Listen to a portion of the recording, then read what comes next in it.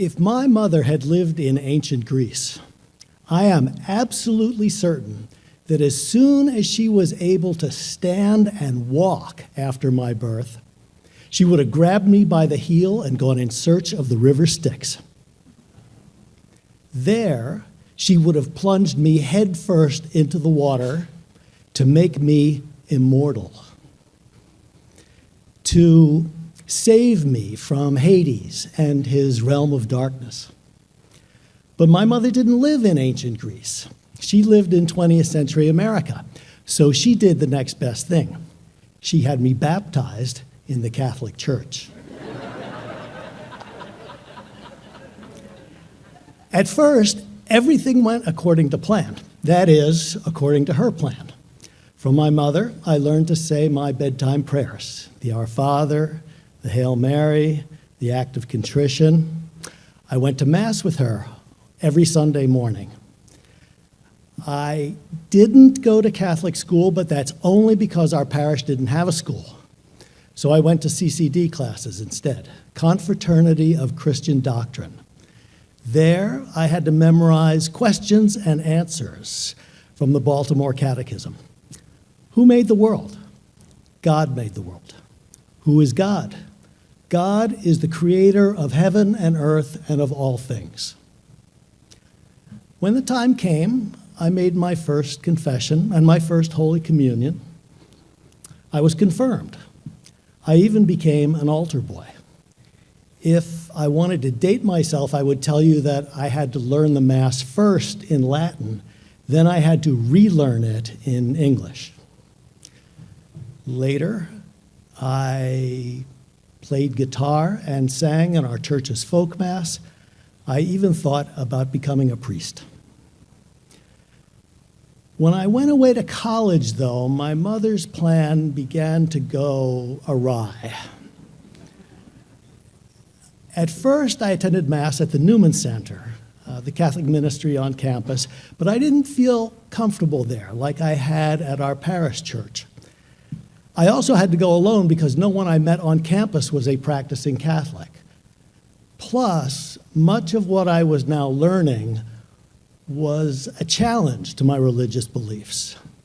I learned that the age of faith was long past, that it had been followed first by the age of reason and then by the age of science. That was a problem. But it wasn't as much of a problem as I thought it would be.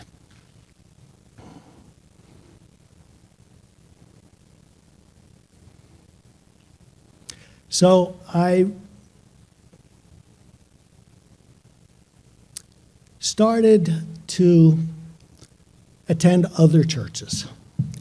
I was attracted to, first, was the Unitarian Church.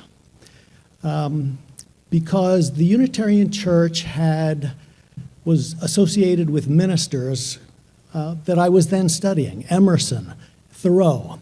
And I began to think of the Unitarian Church as a place for people who didn't know what to believe. And that was me.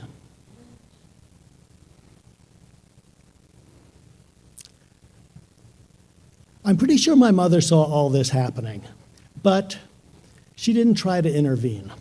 Whenever I came home for the holidays, Christmas, Easter, I dutifully went to Mass with her, but it didn't mean that much to me anymore. The one time we almost came into conflict was when I got married. My wife and I had decided to marry in the Unitarian Church, with a Presbyterian minister presiding. He was the minister at a school where both of us had taught.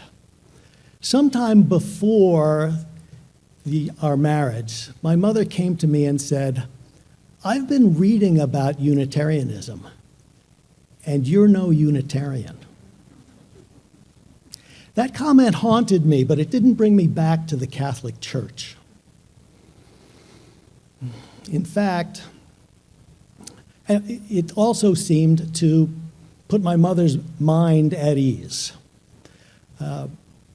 She thoroughly enjoyed herself at the wedding and the reception, and she loved my wife. She was delighted when we decided to have our daughter baptized in the Episcopal church nearest her home. My mother may not have understood all my Catholic, Unitarian, Presbyterian, Episcopal wandering, but she seemed to understand that I was on some kind of spiritual journey. She watched it proceed.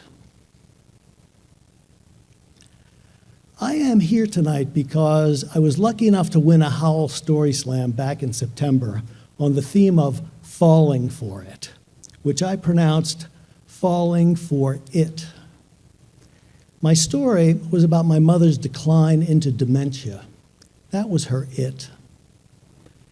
After I posed for a photo and received some prizes, I had an unexpected reaction. I walked out to the parking lot, got into my car, and started to cry. I asked my mother, who had died in 2019, to please forgive me for putting her decline on display in public, for telling strangers about her loss of memory and her physical weakness. Ever since then, I've been feeling guilty. Tonight's theme gives me a chance to make amends. After all, the story of Achilles' heel isn't really about Achilles, is it? He wasn't the greatest of ancient Greek warriors when his mother grabbed him by the heel and plunged him into the river Styx. He was a helpless baby. No, the story is really about his mother. Because she loved her son and wanted to save him, she did what she did. Then, like my mother, she watched history proceed. History, his story, not her story. Almost everyone knows Achilles' story, don't they? The gods offered him a choice between a short life with glory or a long life in obscurity. He chose the glory, so his name lives on, even today. But what about his mother's name? Shouldn't it live on too? Shouldn't she be equally well known for her dream of immortality for her son, for her dedication to protecting him?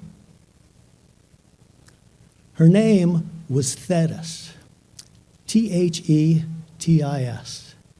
She was a Nereid, a goddess of the sea. My mother didn't know how to swim.